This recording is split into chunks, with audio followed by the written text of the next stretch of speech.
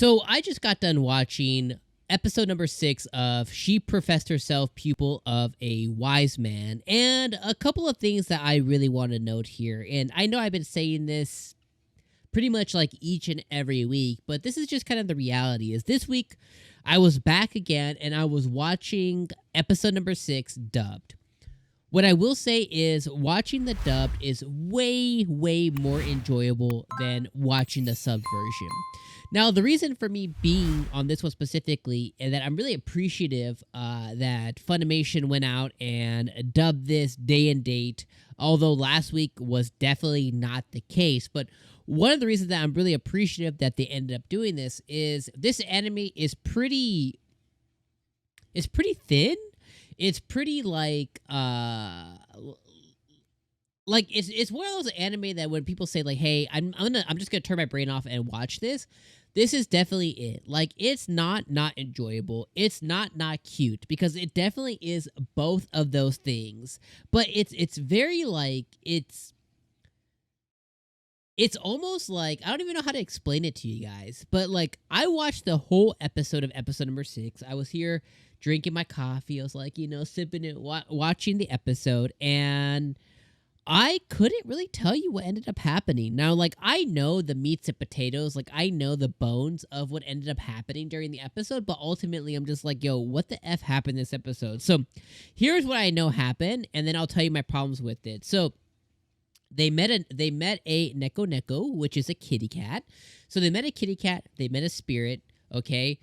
Those two, the cat specifically is somebody that Mira was like, oh, I must know who have owned this cat before, blah blah blah. She takes it back to Solomon. He's like, hoo, and he sends her out on a mission.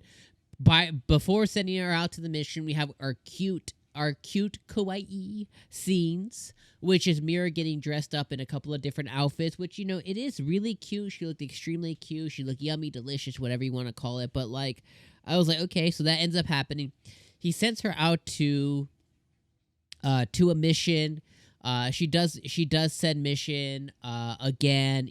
Her caretakers really care about her. Another mission ends up happening later on to where she sends one of her knights, her death knights, whatever they're called, that she summons. She sends one of them over with this group of people. They end up coming across a huge bear. That bear ends up attacking them. It ends up being another controlled being, much like the ones that she's come across so far by the demons, etc. This girl, we're going to call her Chun-Li. This girl, Chun-Li, takes her out. And we find out that, of course, she uses these immortal arts. And we find out that she ends up being one of the wise men as well, reincarnated or whatever, isekai, whatever, into this world as well, right? So that's what we know. That's what we find out. And they're like, ooh, it must be Chun-Li. And she must be on one of her spirit devotion fighters missions or whatever. And they're like, yeah, And then Solomon's like, oh, I'm going to need you to go and do this other mission to this dungeon or tower or whatever. And he's like, well, I need you to go get us on the 3rd floor. She's like, I thought there was only 2 floors here. He's like, no, since we've been in here in this world, it's changed. And we're like, oh, and she's going to go head out and do that. So that's the episode. Like, of course, there's some dialogue that happened in between that's, unimportant. There's some other little cutesy stuff that ended up happening. But, like, overall, like, it was just, like, it was whatever. Like, again, the anime isn't bad, but it's not good.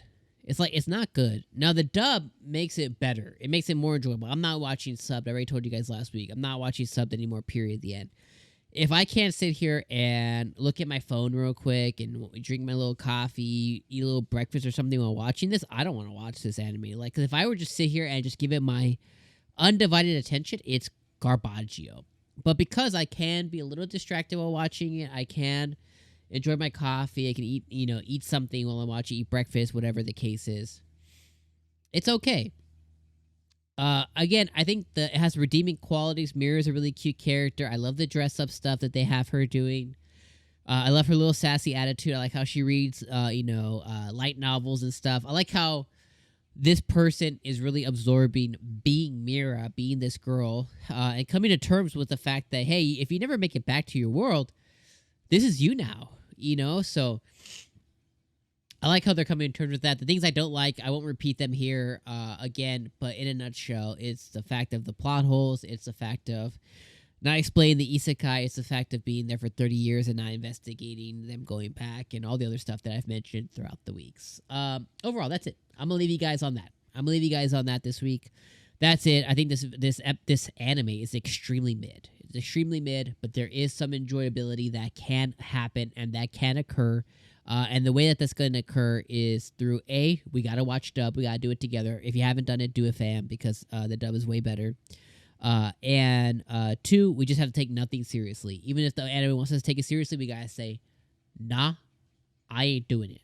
So those are the things I think to make the anime better. Let me know what you guys think about those thoughts. Let me know what you think about this episode. Let me know what you think about, like, hey, what the hell even happened this episode?